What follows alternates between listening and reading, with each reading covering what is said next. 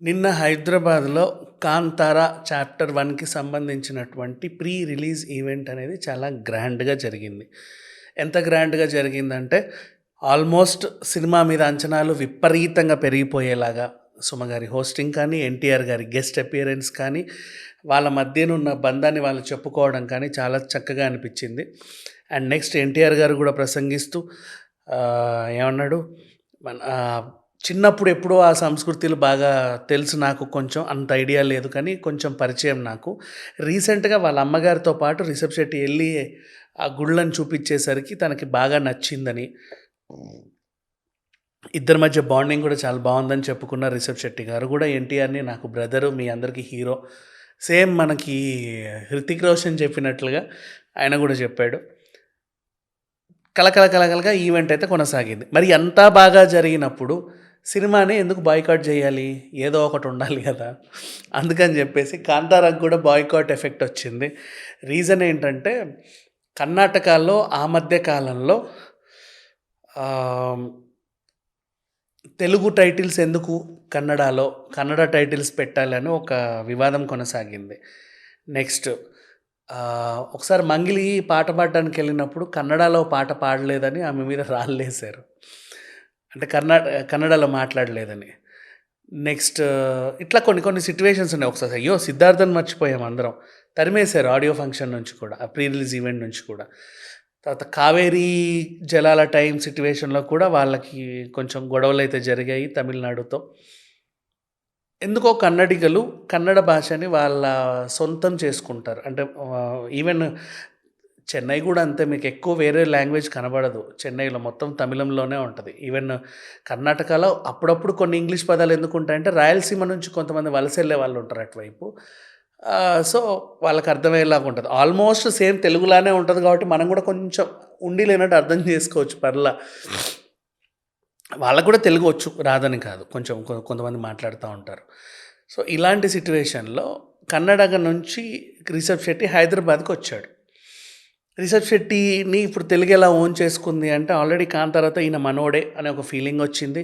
ఎప్పుడైతే 'హనుమాన్' చాప్టర్ 2 'జై హనుమాన్‌లో ఆయనే హనుమంతుడిగా వస్తున్నాడన్న వార్తొచ్చిందో, ఆ మనోడే అనుకున్నారు. అంటే పక్క భాష నటుల్ని మనం కొన్ని సార్లు ఓన్ చేసుకుంటాం. ఇప్పుడు 'ధనుష్' తెలుగు సినిమాలు చేస్తున్నాడు. 'స్ట్రెయిట్' 'దుల్కర్ సల్మాన్' స్ట్రెయిట్ తెలుగు సినిమాలో. 'పృథ్వీ' మన సినిమాలో యాక్ట్ చేస్తున్నాడు.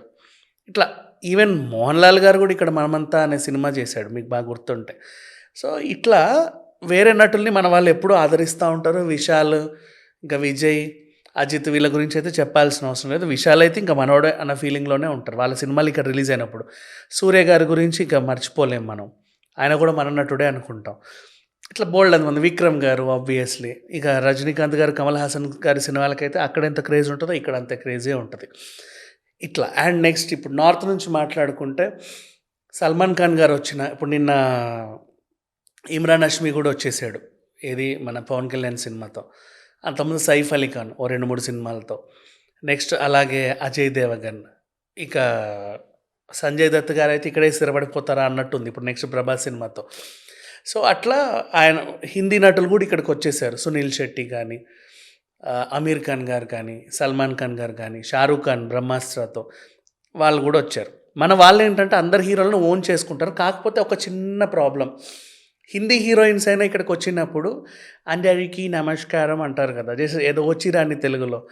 ఈవెన్ నరేంద్ర మోడీ గారు ఇక్కడికొచ్చినా కూడా తెలుగులో మాట్లాడి వెళ్ళాడు. వాళ్ళకదొక ఆనందం అంతే మన వాళ్ళకి.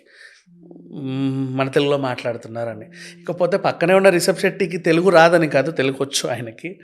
వచ్చి కనీసం ఇంగ్లీష్‌లో కూడా మాట్లాడకుండా పూర్తిగా కన్నడలోనే మాట్లాడి వెళ్ళాడట. వీళ్ళెందుకో హర్ట్ అయ్యారు. అలా ఎలా మాట్లాడతాడు? మేమంతమంది వచ్చింది ఈయన కోసం కదా! Why he is speaking in that language అని. అంటే ఇప్పుడు ఫర్ ఎగ్జాంపుల్ 'పుష్పతో' అల్లు అర్జున్ బీహార్ ఎళ్ళినా, ఇంకో దగ్గరికెళ్ళినా వాళ్ళ లాంగ్వేజెస్‌లో మాట్లాడేవాడు. వాళ్ళకి అర్థమైనా కాకున్నా వచ్చిరాని భాష అయినా సరే వాటెవర్. బట్ ఇక్కడికొచ్చేసరికి ఏంటంటే, రిషబ్ శెట్టి కనీసం తెలుగు ట్రై చేసినా బావుండేది కదా! ఈవెన్ ఎన్టీఆర్‌తో మాట్లాడేటప్పుడు కూడా కన్నడంలోనే మాట్లాడాడు. ఇది వీళ్ళకెందుకో నచ్చట్లేదు. అంటే 'కాంతార' ఇంత పాజిటివ్‌గా ఎందుకు దూసుకొస్తుందా? ఎలాంటి అడ్డంకి లేకుండా అనే టైంలో ఇదొకటొచ్చింది.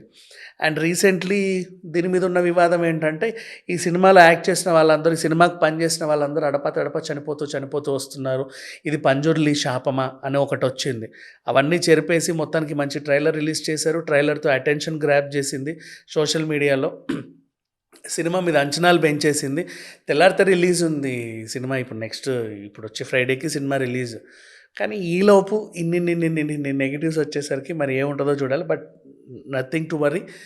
సినిమా చాలా గ్రాండ్‌గా రిలీజ్ అవుతుంది. ఇలాంటి చిన్న ఉన్నా కూడా లోపల పెట్టుకుంటారు తప్ప ఎవరు బయటికి కక్కరు. అందరూ ఖచ్చితంగా సినిమా చూస్తారు.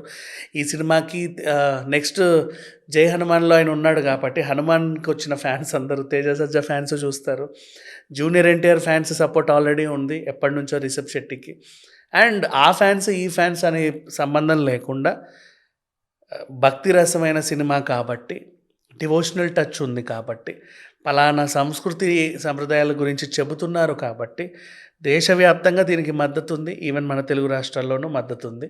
ఆల్రెడీ దేవుళ్ళని తెలుసుకున్నారు ఒకసారి చాలా డిఫరెంట్‌గా. వీళ్ళ మూలాలేంటి, అసలు ఎక్కడి నుంచి ఇదంతా వచ్చింది, ఈ కల్చర్ ఎక్కడ స్టార్ట్ అయింది అనేది ప్రీక్వెల్‌లో చూపిస్తున్నారు కాబట్టి అంచనాలు పెరిగిపోయాయి. సో, 'కాంతారా' సినిమా అయితే ఖచ్చితంగా హిట్ అవుతుందనే అనుకుంటున్నా.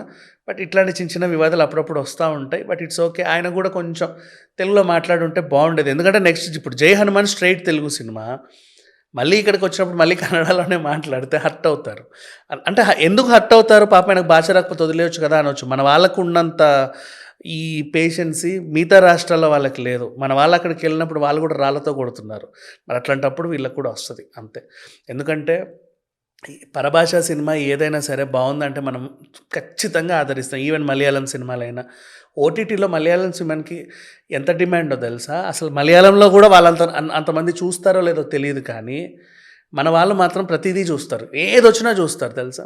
ప్రతీదీ ఓటీటీలో మలయాళం సినిమాలు సక్సెస్ అవుతున్నాయంటే మన వల్లే సగం చెప్పాలంటే. సో, ఇట్లా వేరే లాంగ్వేజెస్‌ని మనం ఎంత ఓన్ చేసుకున్నామో, మన లాంగ్వేజ్‌ని కూడా వాళ్ళు కూడా ఓన్ చేసుకుంటే సంతోషం అనే ఫీలింగ్ ఉండకపోదు అంతే. Thank you so much.